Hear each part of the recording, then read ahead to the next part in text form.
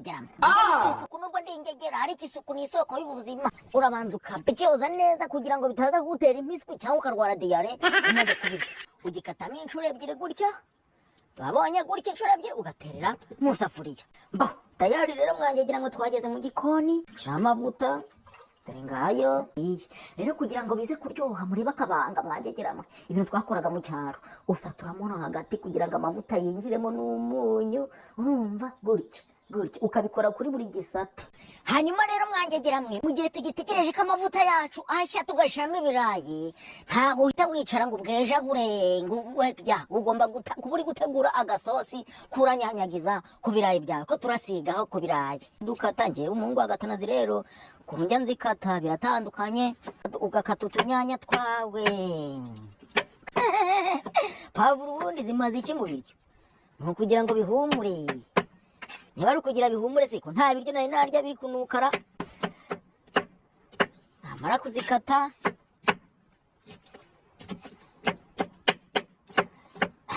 ndi gukata binini kugira ngo nze kubihekenya. Buriya kamubwire gukata ibintu byo guteka ukabigira bitoya ntabwo aba ari byiza. Gutya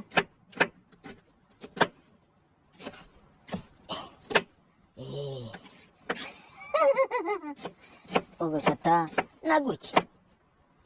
Nkuko mubibona rero mwangegera mwe twageze mu gikoni.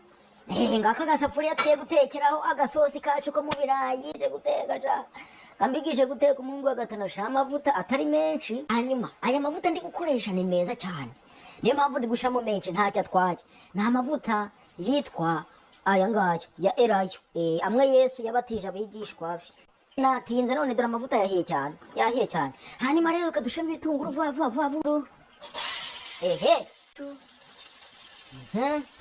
Izindi ko zibaye nyinshi. Hanyuma ukavanga hari byinshi ndagira nti n'uyu abibonye ka gasosi kacu ukuntu kabaye. Maze rero ubuzima bwiyongere. Hanyuma rero igisigaye igikurikiyeho ni ukwarura bya birayi byacu awe kugira ngo amavuta avemo. Wabonye ugashyiramo gutya, wabonye gutya ugafata n'akandi ugashyiraho gutya takavamo kambibereke. Dore ngibi kera guteka tugasaza tunabizi. Tarisha iyo amoneza ibi bivuta rero. Impamvu nziza mutu papier nike ukugira ngo ibi bivuta ibika papier nike igi bikamura. Bisa neza ngukuntu bisa neza mana. Wabibonye kuntu bisa neza? Nuko ugomba kuzajya ubiteka mwangegera we. Hanyuma rero mwangegera mwe ubu ngubu igikurikiyeho ni ukubishyira ku mishito.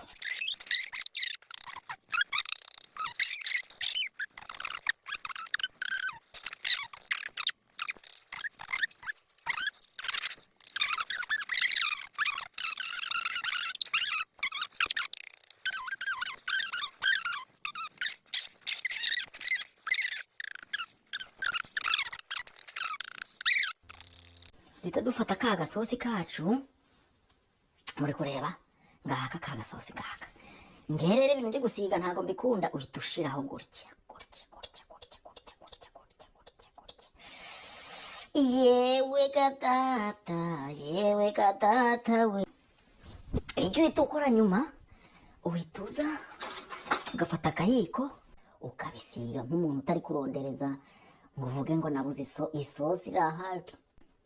Tujye kubirya tugende. Tayari ibirayi bikaba birahiye mana, biri guhumura. Yes we.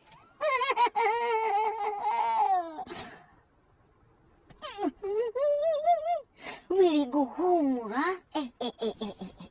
Uyu munsi ni umunsi mukuru w'ingegera hano muri Amerika ziri kurya amadendo n'ibiki, ariko umuhungu wa gatanazi ndi kwirira ibirayi. Bon appétit. Merci. Mbere na mbere ubanza gukaraba. Nakarabye mutavuga ngo ndike nge nshaka kurara n'inyagagura kubera umwanda. Nakarabye intoki.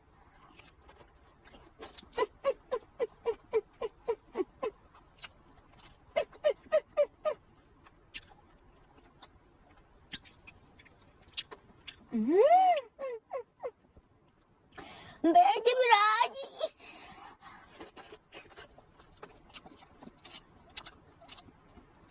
byatuma wiba. Yesu we.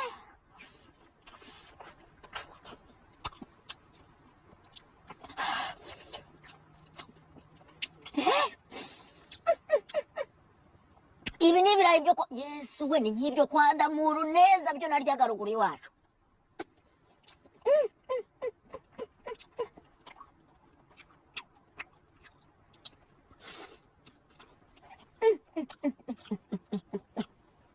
Ingegera zifite amerwe nk'ay'intare ishonje, mujye guteka murya ibyo mujye guteka umutsima cyangwa mujye kurya ibijumba. Niba udafite amafaranga yo kugura ibirayi ngo ujye kubiteka, genda ujye kurya umutsima cyangwa uburare. Byose birandeba, uburare cyangwa urya ibyo birabikureba. Ushaka iyo ukura ibyo kurya muri make.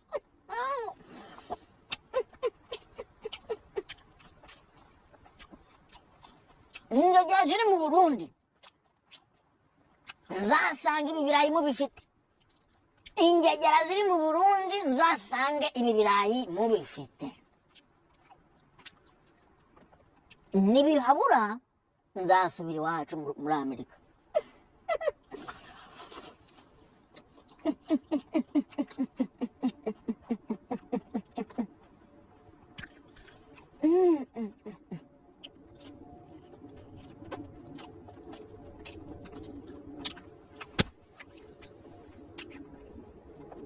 Mbega ibirayi, hari abakobwa burabenda gupfa, muze mbahe. Mureke kuzurura ayo mazuru, muze mbahe.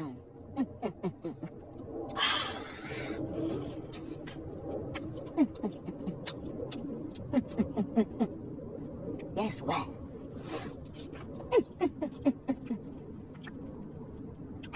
Nta kibazo, imbeho nishaka inyishe. Uzi imbeho yakwica uri kurya ibintu bishyushye, reka reka.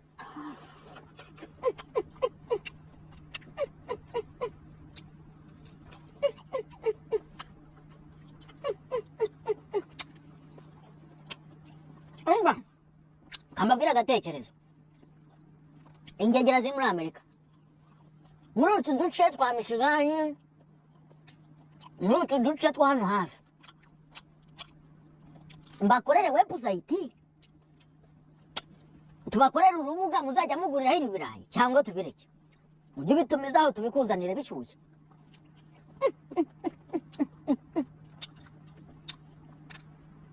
Kimwe nakigurisha ngahe? Ibihumbi 100.